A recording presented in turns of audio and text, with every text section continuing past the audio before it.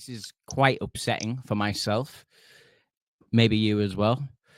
The movie critic has been abandoned by Mr. Quentin Tarantino.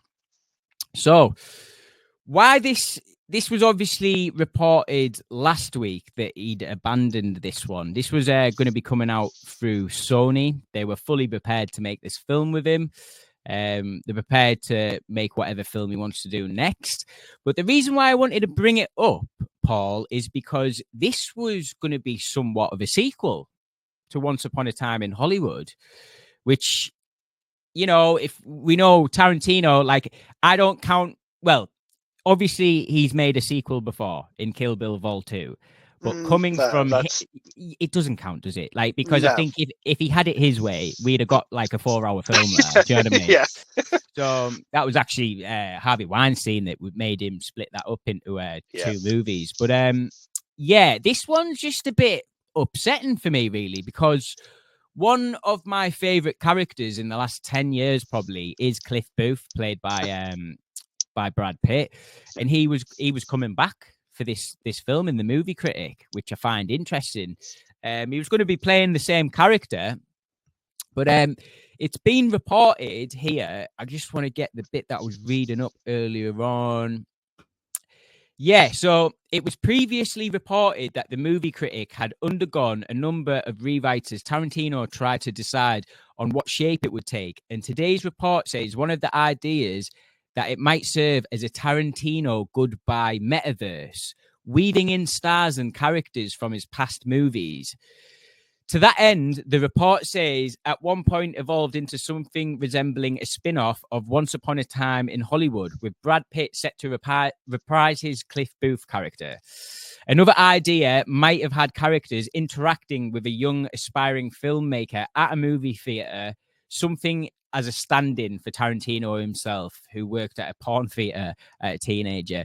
But yeah, I've read elsewhere as well that the returning characters were going to be the Vega brothers, so Michael Madison and Jesus Christ, John Travolta. But they weren't actually going to be playing the Vega brothers. They were going to be playing themselves, playing the Vega brothers in the movie, if you get me, which is a bit confusing. I know. The only thing that sort of upsets me here is the fact that Cliff Booth was going to be like returning, and I just want to see more Cliff Booth. But if I want more Cliff Booth, I need to go and read the novelization that Quentin Tarantino did for Once Upon a Time in Hollywood, because he's in that way more. But yeah, Paul, Quentin has abandoned his 10th film, The Movie Critic. How do you feel about this one? It was going to be having some returning characters. How are you feeling? And if he's not doing this, what would you see? What would you want to see him do next for his final film? That's right. Listen, I love Quentin Tarantino as much as every other film fan on planet Earth, bar Tarek, my mate, who can't stand him. But that's beside the point. Yeah, don't get me started.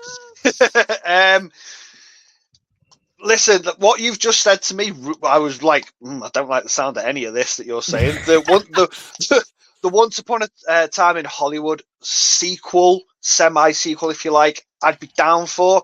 I really like Once Upon a Time in Hollywood. It's took me a couple of times to really get round to like really enjoying it. But even still, it's not a Tarantino film that, you know, if I want to stick one on, I'd pick it off the shelf. It's I've got to get myself in the mood for it. It's not a very rewatchable one. People might disagree, but that's just me. It's just not one. It's a very slow burn, long movie, I felt. But it's one of them, once I'm in it, I'm in it. Do you know what I mean? Like, I can lose myself. I can lose myself to the 3 hours of that movie if I really want to. So doing a sequel to it, I'd be down for, but I won't be jumping for joy with it.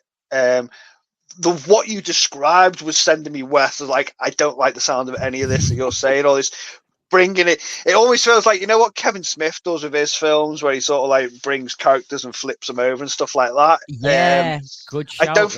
But I don't think that really works with Tarantino. I feel like his characters are so established to the movies they're in that they can't like meet each other or anything. That'd be dead weird.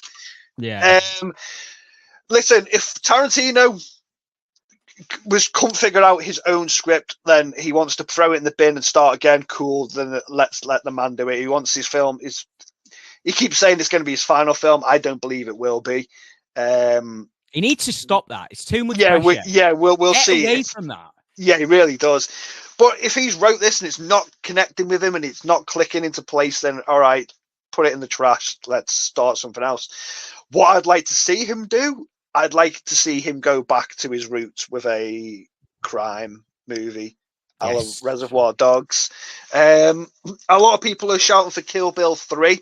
I think that story's done in my eyes.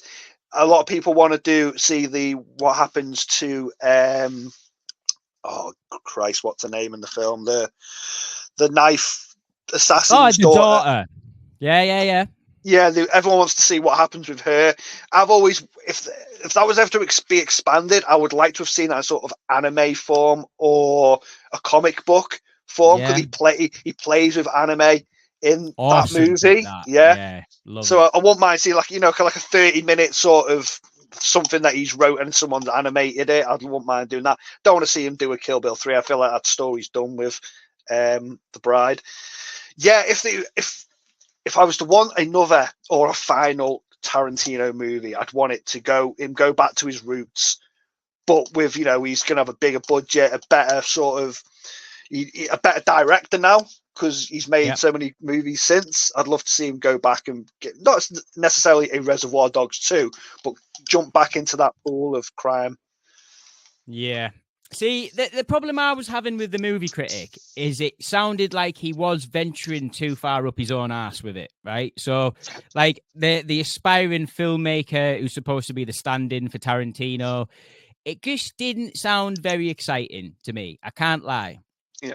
And just to jump back on Once Upon a Time in Hollywood, I'm a bit like you. It took me a few goes at it, but I really love that film now. I think it does get better with repeat watches. The problem I had initially with Once Upon a Time in Hollywood is that I was going in thinking I was going to see an Inglourious Bastards version of the Manson murders, right? Yeah. So when I realized it wasn't that, and on like my second rewatch of Once Upon a Time, I was like, oh no, this is a bromance movie. This is a bromance movie between Brad Pitt and Leonardo. Like their relationship in that film is what draws me back to that film. It's like hanging out with two mates with it. Do you know what I mean? Yeah. So, and there's some killer scenes in that film. Like anything to do with Leo in that middle section when he's got the fake tash on, he's being the cowboy, all awesome. And he starts booting off with him.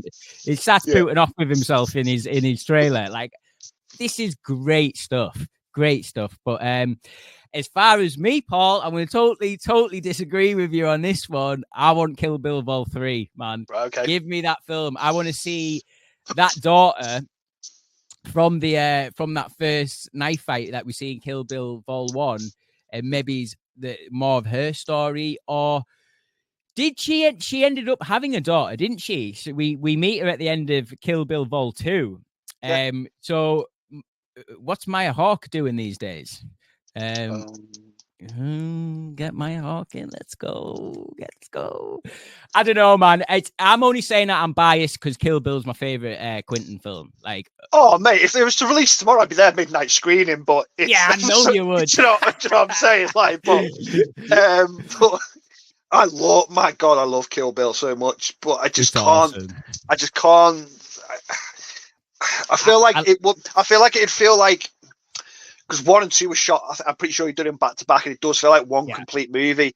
And I'd feel like it was an afterthought of a film, if that makes sense. Not like it'd be a bad film or not as good as them, but it would feel like a bit on the side. Like, I don't know. I just think if he was to release something like Kill Bill Vol 3, it would almost feel like, I don't think he'd do it because he's sort of expecting us lot for him to say that we want Kill Bill Vol 3. I think he'd just go against the curb. Do you know what I mean? A little bit. But we'll see.